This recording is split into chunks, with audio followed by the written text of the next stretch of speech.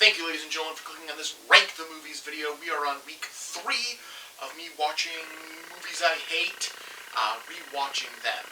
We've talked about Savages, we've talked about San Andreas. This week, we talk about Chronicle. For the longest time, up until a little over a year ago, this was my least favorite movie of all time. It is. Now it's the movie I'll be doing at the end of this series, so in 2 weeks, that's my least favorite movie of all time. This was it. Backstory. I saw this in theaters. I didn't know I was seeing it in theaters.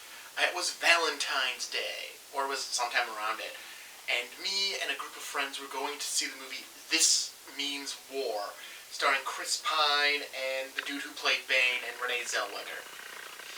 It was Valentine's Day, whatever. What we didn't know, it was a double bill. The other half of the bill was Chronicle! So we sat through it. I don't remember a lot about this movie, other than I really hated it. Now, I've literally just finished it. Literally, like, I turned it off, and I walked in here, and I started talking to the camera. So everything I'm about to say is super fresh in my mind. I hate this movie. I hate this movie with a passion. Not a, like, ranty, angry passion. I think that's going to be saved for more Movie 43 and All About Eve. I think that's why I put them where I did. This is more of just the passion of it. This is just a bad movie. And it's not even a bad concept. It's a concept that could have worked. This is a concept that could have been really good if they had just decided to make it into a movie. Because you see, Chronicle is in the found footage vein. Now, I think found footage films are hit or miss. Some of them are really well done, like Diary of the Dead and the Blair Witch Project. They're very well done. They're sensical, you know why they're happening, and you understand why they're found footage films. Then there's stuff like Chronicle, which makes no sense. Basically, you have a kid who's just filming everything, which is fine, except he's not actually filming everything. He constantly turns the camera off for no apparent reason other than they decided to make a cut. It's an aspect I don't get, because in other, like, Diary of the Dead is the parallel I'm going to use a lot here, because that is another movie where there's a character who refuses to stop filming. And you know what? He never stops filming. And if he does, it's normally a stated reason, like my battery is dying. He has to turn it off because he has to do something that requires both hands. And he doesn't just set down the camera and it takes that angle. Generally, he is just filming. You also get the idea that the film has been edited. So when you do lose stuff like The Day Is Over, and, you know, they remove some footage, it makes sense because it's being shown to you as something that has been edited together. Chronicle is not that. He's literally filming one scene where there's a weird cut that shouldn't exist if he's just filming.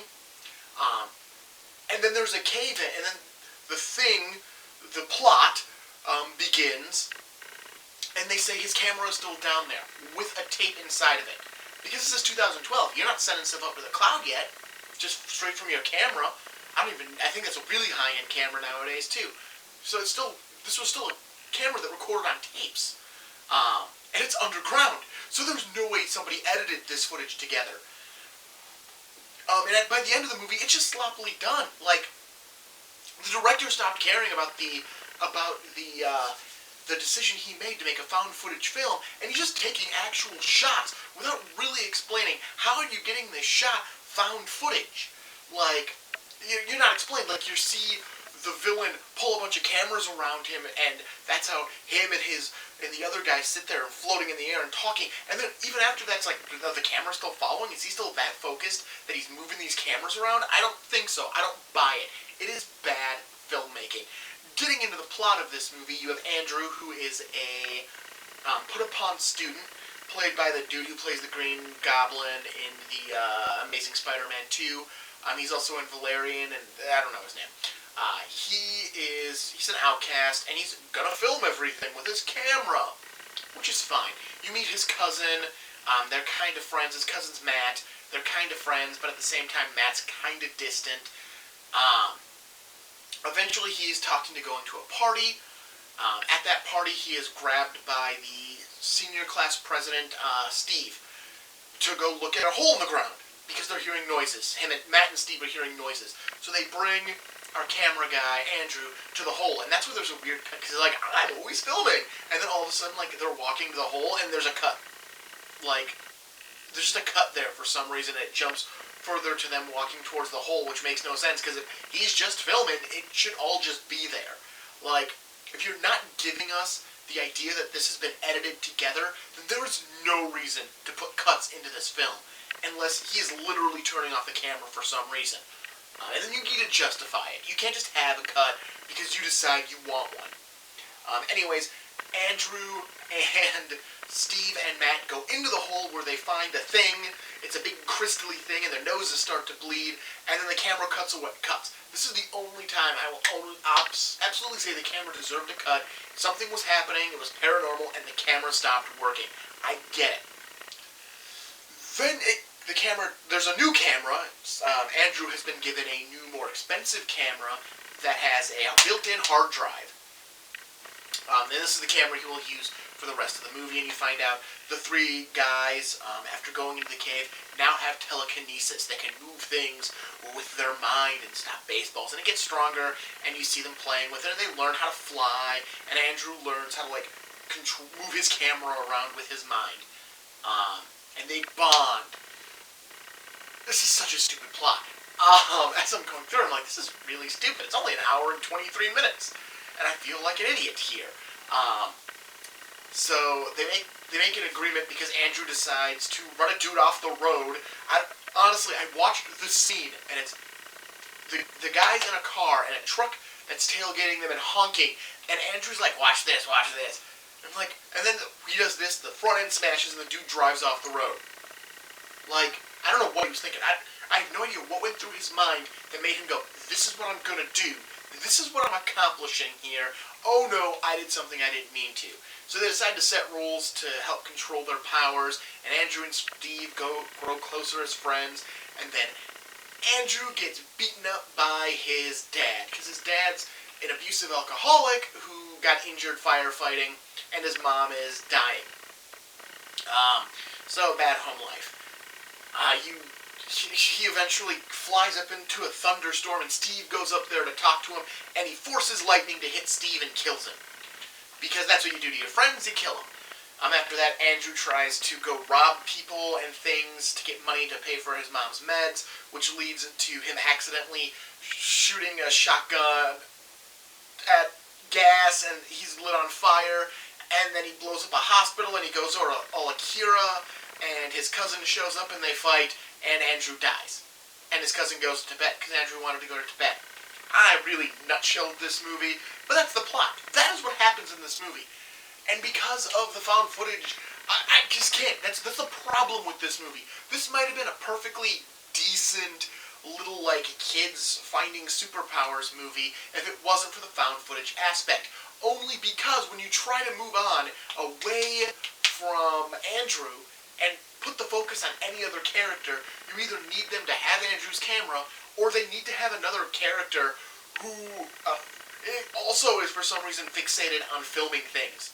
So you need two people in this movie who are fixated on filming things to cover the found footage aspect of 90% of this movie. Because that's the problem. Matt has the hots for a girl who also walks around with a camera. After literally the first time you meet her is 5 minutes after he just chastised his cousin for doing the same thing. And all of a sudden it's the cute girl, and it's perfectly fine. He's okay with it. He's okay with flirting with her, and she is never away from her camera. There is no scene in this movie where she does not have her camera. There's literally a scene just to show that when one of them uses their power too much, the other one's nose bleeds because they're connected, and she's just filming it for no apparent reason. Like, there's no rationale given to why a camera is rolling. This movie is trash. This movie is worse than trash. This movie had no right to be made the way it was.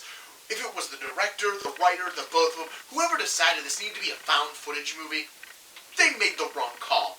You could have had a perfectly decent, workable movie here with just it being a kid an outcast, finds superpowers with his cousin and another dude, and he doesn't know, and he still can't handle being liked by anybody. You had a perfectly workable idea there. You didn't need it to be found footage. All it did was hamper the movie and make it worse. Honestly, Chronicle is a smoldering pile of garbage that should not be watched by anybody. I watched it so you don't have to. And now you know. Now you know.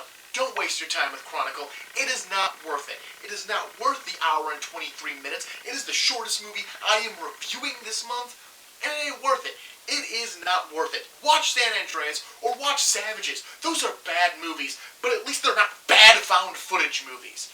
At least they look like movies because they should look like movies, not they look like they were just found somewhere with no freaking explanation as to why it's edited together. Because there's not, and that's just it. Again, going back to Diary of the Dead, it did the same thing. It used shots from other things, like you'd see security camera footage and other areas where you can take footage from, like a camera phone or anything else, but it at least explained it in the context of the film that, oh, I hacked into the security system. Oh, you have access to the cameras and the tapes. Oh, you have, as they're editing it together. So it makes sense. Oh, we can cut to all these things because we set it up in our plot that we can do it. In this movie, they don't care. They just want the found footage feel without having to earn it, without having to make the script and the plot demand it. And they don't explain how it's all cut together, because no one should have been able to. It is never explained. This movie has no right to exist, and I'm glad I'm never going to watch it again, because that's exactly what's happening. I am not watching this movie again, and there is nothing in this earth that will make me sit down and spend an hour and 23 minutes of my life watching Chronicle again. Next week, I'm talking movie 43, and I can already tell you, this ain't going to get better. And then after that, it's all about Eve, because I'm going to watch All About Eve. So come back, join me, listen to me rant. It's going to be a good time. Don't forget to like the video, comment if you got something to say, subscribe if you don't want to miss those other videos. Otherwise, I am Martin Prevost. This is Rank the Movies, and I will see you next time.